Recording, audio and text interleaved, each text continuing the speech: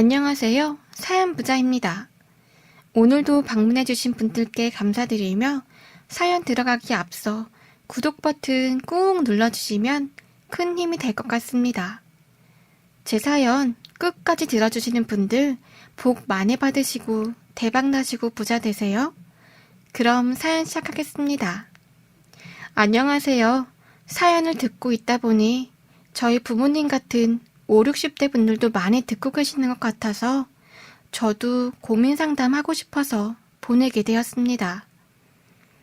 저는 지금의 남편을 만난 건 대학 생활이었어요. 제가 Y대 학생회 출신인데 임원진을 맡고 있었고 처음으로 농활 프로그램을 추진하게 되었죠. 농활이란 간단하게 농촌 활동이란 건데 대학생들이 농촌으로 1박 2일이나 2박 3일 정도 농부들을 도우러 가는 그런 봉사활동을 말하는 거예요. 요즘 대학생들에게는 농촌 생활 경험하는 게 신선해서 그런지 생각보다 많은 학생들이 지원했고 1대5 정도의 경쟁률도 있었고 취업할 때 스펙 쌓기 좋다고 해서 나름 치열한 경쟁 속에 바쁘게 농활 준비를 하게 되었죠. 취지는 일손 부족한 농민들을 도와드리자였습니다. 그렇게 값진 땀도 흘리며 농부님들이 정성스럽게 준비해주신 새참도 먹으면서 일하면 그렇게 꿀마실 수가 없더라고요. 밤에는 학생회에서 마련한 파전과 막걸리도 한잔하며 친목을 도모하는 활동이에요. 농활에 반가운 건 학생뿐만이 아니에요. 의성에 사시는 농민분들은 양파나 마늘 같은 수확시기 같은 일손이 많이 필요할 땐 하루 8만 원 하던 인건비가 20만 원까지 치솟는데 아이고 대학생들이 이렇게 농활 와서 도와주면 우리야 너무 고맙지 하시면서 저희가 가는 걸 반가워해 주셨어요. 하루 일찍 내려간 저는 고추 비닐하우스에서 일하고 있었는데 농활 신청한 학생들 중에 몇 명이 자기네들도 먼저 내려가겠다고 하는 겁니다. 같이 내려가서 준비하고 좀 도와드리자고 했죠. 그렇게 대학교 3학년 때 남편을 농활에서 만나게 되었어요. 저를 처음 보고 하는 말이 저 사실 주인집 따님인 줄 알았어요. 그래서 고추 담을 바구니들 어딨냐고 물어보려고 한 건데 하면서 웃는 겁니다. 알고 보니 처음 보는 여자에게 농담하는 성격이 아닌데 저한테 던진 거더라고요. 그리고 농활 마지막 날 목걸이를 교환하고 싶다고 했어요. 하이티처라고 어려운 학생들 무료를 공부시키고 과외시켜주는 프로그램이 있었는데 제가 가진 목걸이는 초등학교 3학년 여자애가 마지막 날 선생님 감사하다며 점토로 만든 목걸이였죠. 남편은 아버지가 프랑스에서 사온 천사날개 모양의 목걸이를 하고 있었는데 저는 그 목걸이가 탐나서 교환하자길래 그러자고 했어요. 그날은 농활 마지막 밤이었고 다들 시골 풀냄새에 막걸리에 얼큰하게 취해 있었어요. 아무래도 평생의 노동을 이틀 만에 몰아서 했고 시골 풀냄새의 귀뚜라미 소리가 참 푸근하니 좋더라고요. 저는 그날 고주망태가 돼서 구토를 했는데 남편이 닦아주더니 저에게 뽀뽀를 했습니다. 그게 저의 첫 키스였어요. 그렇게 학교 커플이 되었고 어느 10월 학교 대운동장에서 저를 부르길래 무슨 일인데? 라고 물어봤더니 일단 따라오라고 했어요. 운동장 중심에 서서 남편은 나와 결혼하고 싶다고 했죠. 지금 말이야? 라고 말했더니 아니, 나중에 나 너랑 결혼하고 싶어 라며 순간 영화 주인공이 된 기분이 들었어요. 신중한 남편이 그럴 땐 추진력이 좋았어요. 그렇게 저희는 연애를 하고 저는 대기업 마케팅 부서에 취업을 했고 남편은 고시 공부를 열심히 해서 전문 직업인 회계사로 일하게 되었습니다. 저는 달달한 꿈을 꾸며 신혼생활을 시작했습니다. 처음은 따로 살아가던 남녀가 한 집에 살기 때문에 서로 맞춰야 될 것도 많아서 자주 싸우는데 저희는 서로 배려해주며 지내서 그런지 특별하게 싸울 일은 없더라고요. 그런데 생각보다 큰 사건으로 시부모 문제가 저희에게 다가왔습니다. 대뜸 저희 시어머님은 일요일 아침은 시댁에서 밥을 먹고 가라고 하시는 겁니다. 처음에는 좀 그랬지만 뭐 남편의 부모님이시니 공손하게 우더른 말씀을 잘 들어야지 생각했고 저는 그렇게 시집 온 지 한 달도 안 된 새내기 새댁이라 입 꾹 다물고 차로 40분 거리를 한 달 동안 왔다 갔다 했습니다.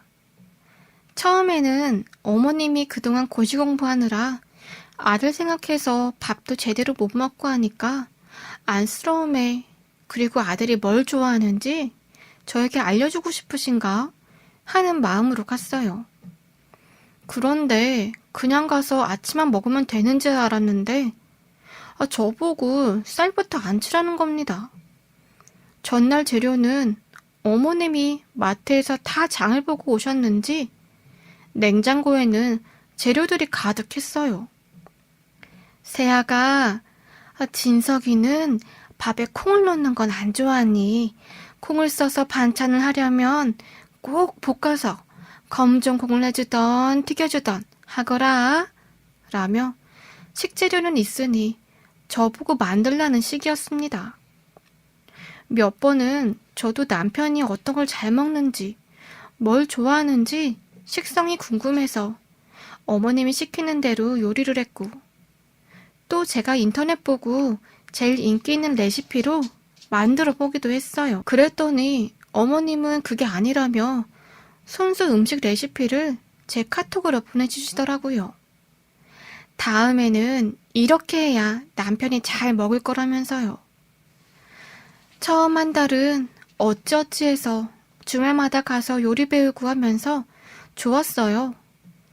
그런데 4주째 되는 날은 정말 너무 가기 싫어서 남편에게 말했죠. 자기야, 나도 맞벌이고 내가 하고 싶은 요리 방식이 있는데 왜 이걸 일요일 아침마다 해야 되는지 모르겠어 라고 하니 처음에는 무조건 싫다고 하면 반항적으로 보이니까 몇 주만 더 가서 횟수를 줄이거나 없애자. 알겠지? 라고 하는 겁니다. 그런데 더는 못하겠더라고요.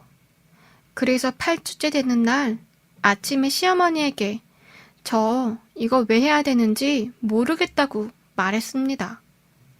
제가 일 안 하는 전업주부면 모르겠는데 저도 번듯한 회사 다니면서 남들 부러울 정도로 돈 벌고 있는데 소중한 주말 쉬지도 못하고 더군다나 늦잠도 못 자면서 집안일도 못하고 고생할 이유가 없다고 말했죠. 시부모는 경조사가 있으면 당연히 찾아뵙겠지만 신혼 초라 신경도 많이 써야 되고 주말마다 오는 건 버겁다고 공손하게 말씀드렸어요. 그런데 어머니는 세아가 이게 다 요리도 가르치고 살림 가르쳐주려고 그런 거니 나중에는 다 쓸모가 있을 게다. 요즘 누가 이렇게 시어머니가 나서서 맛있는 반찬 만드는 방법도 알려주고 그러냐? 다들 귀찮아하지. 얘기 들어보니 밀키트며 음식탕 등 음식 사 먹기 바쁠 텐데 말이다. 라고 하시면서 제 얘긴 듣지도 않으셨어요. 그래서 저는 말씀드렸죠. 어머니, 저 혼자 산 지 3년 넘어서 웬만한 요리도 살림도 다 할 줄 알아서 크게 걱정 안 하셔도 돼요. 그런 거면 저희는 아침도 안 먹어서 일요일 아침부터 오는 건 조금 피곤한 것 같아요. 어머님도 피곤하시고 더군다나 남편이 요즘 야근이 많아서 그런지 좀 쉬고 싶어 하더라고요. 그리고 어머니가 걱정하실 정도로 저 요리 못하진 않아서 다음 주부터는 안 오려고요. 라며 일부러 남편이 늦잠을 자고 싶어 하는데 못 잔다고 말씀드렸죠. 그랬더니 옆에 있던 신랑은 눈치도 없이 벙찐 표정으로 어버버거리더니 눈치 백다는 시어머니는 진서가 너 어미 얼굴도 못 볼 만큼 그렇게 바쁘냐? 라며 얼굴이 홍당무처럼 빨개져 금방이라도 소리 지를 것 같은 표정을 하시더라고요. 부엌에서 그런 상황을 보신 시아버지는 냉큼 그러길래 내가 뭘 했어. 쓸데없이 시어머니 건의를 보이네 어쩌네 하다가 당신이 애들 볶으니 애들이 그동안 얼마나 힘들겠어. 안 그래도 둘 다 맞벌이 하느라 쉴 시간도 없을 텐데 아이고 이 한심한 여편네야 라고 소리를 지르셨어요. 그러면서 아빠는 너희들 가끔 오는 게 좋다. 주말이면 좀 쉬어야지. 안 그래도 일하는 애들인데 쉴 시간도 없을 텐데 말이야. 내 집에 며느리던 아들이던 주말부터 들이닥치는 건 싫다. 라며 저에게 찡긋 눈치를 주시더니 얼른 짐 챙겨가라고 하시면서 내쫓았습니다. 저는 속으로 아휴 잘됐다. 아버님이라도 센스가 있으셔서 다행이다 싶었습니다. 아버님은 어머니랑 나이 차이가 10살이나 나셔서 70대셨지만 누구보다 센스 있는 분이셨어요. 아마 아버님이 없었으면 진짜 대성통곡하면서 결혼을 후회했을지도 몰라요. 어머니는 60대 초반이셨는데 친구분들한테 결혼하면 며느리를 어떻게 해야 된다는 둥 이상한 얘기를 친구분들한테 듣고 오셔서 그런지 시어머니 권위 포기 못하시고 계속 이상한 걸 요구하시더라고요. 한 번은 친정 엄마가 청담에서 디자이너로 매장하시는데 한번 구경하고 싶다고 하셔서 간 적이 있어요. 처음에 시어머니는 어머니 실력이 좋으시다면서 막 엄마 칭찬을 하시는 겁니다. 그래서 엄마는 사돈 여기까지 놀러 오시느라 뭔가 대접해드려야 될 것 같은데 제가 옷을 골라놓긴 그래서 마음에 드는 옷 한번 입어보세요. 그래도 청담에서 5, 60대에서 잘 나가는 옷들이고 이태리에서 제가 수입해오는 그런 옷들이에요. 라고 하자 시어머니는 눈이 휘둥그레 하시면서 옷을 막 고르시더라고요. 그렇게 밝은 모습은 처음 봤어요. 옷을 한번 고르더니 아이고 아들 잘 키웠더니 이런 것도 얻어 입네 라고 하셨어요. 그리곤 다음 시즌에 또 가자고 하시길래 제가 왜요? 라고 했죠. 또 한 번은 무더운 여름날에 지방에 사시는 시이모님이 올라온다면서 평일 오전인데 터미널 가서 모시고 오라길래 제가 왜요 어머님? 이라고 했어요. 오전인데 더군다나 저는 일하고 있는데 휴가를 쓰면서까지 모시고 오는 게 말이 되나요? 그리고 저희는 시부모님께 매달 100만 원씩 드리고 있어요. 남편이랑 제 월급 합치면 그래도 꽤 벌어서 그 정도는 드려도 된다고 생각했죠. 그렇게 하루는 주말에 어머님이 백화점에 가시더니 블랙그라망 모피가 50% 세일을 한다며 전화가 오신 겁니다. 세아가 여기 모피가 세일하는데 너도 하나 사고 나도 하나 살까 하는데 어떠냐? 라고 하시길래 또 제가 왜요?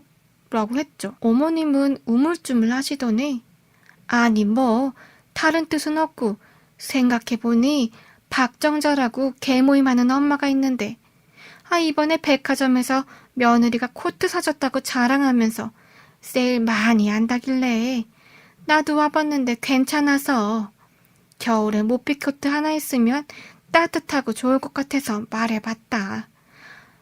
너무 바쁜 것 같은데 끊으마 라고 하시는 겁니다. 이 사연 듣고 계시는 여러분은 어떻게 생각하시나요? 제가 이상한 건가요? 남편한테도 말했는데 연애 때와는 좀 다르게 중간에서 중재 역할을 못하는지 답답해서 저라도 이렇게 할 수밖에 없었어요. 시어머니는 점점 간섭이 심해졌고 자식을 끼고 장단 맞추길 원하셨죠. 조금만 배가 아파도 나 넘어갈 것 같다고 얼른 집에 오라고 부르시고 하루는 눈이 침침하면서 자꾸 아프다고 하시는 거예요. 병원에 갔더니 녹내장이라고 수술을 해야 한다길래 지인 통해서 최고로 좋은 병원에다가 수술을 예약하고 왔죠.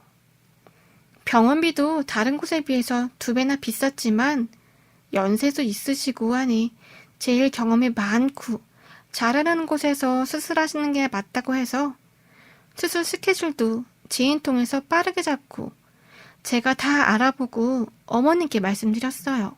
그날 남편과 함께 어머님을 데리러 시댁으로 가기로 했는데 갑자기 회사에 급한 일이 터졌다면서 가봐야 한다는 겁니다. 그래서 어쩔 수 없이 저 혼자 차를 몰고 시어머니를 모시러 집으로 갔어요. 시댁집은 아파트 13층인데 엘리베이터에 타면서부터 계속 그 의사가 수술을 안 아프게 잘 하겠지. 경험이 많다던. 아이고, 내 눈 안 보이면 어떻게 하냐. 아들은 안 온대냐. 어미가 수술하러 가는데 일이 더 급하대냐. 라면서 혹시라도 수술하고 안 보이면 어쩌냐.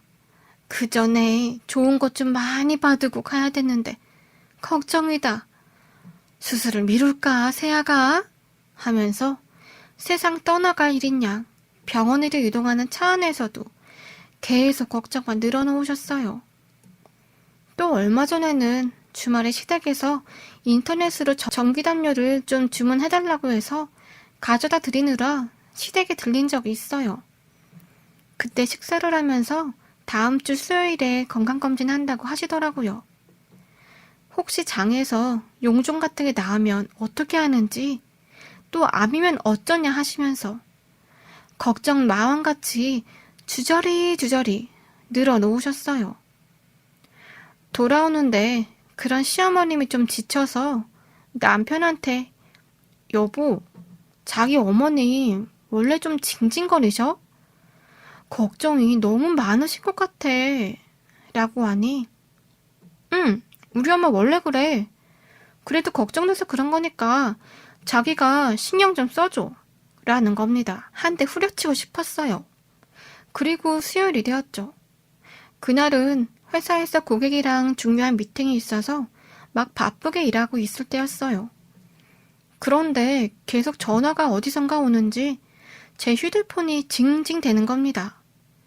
너무 중요한 회의였기 때문에 계속 전화를 받을 수 없다고 돌렸지만 누군지 계속 눈치도 없이 전화를 해대는 겁니다. 속으론 도대체 어떤 놈이 센스 없게 전화를 계속 해대는 거야 싶었죠. 그렇게 진땀 빼는 미팅이 끝나고 휴대폰을 보니 다름 아닌 시어머니였어요.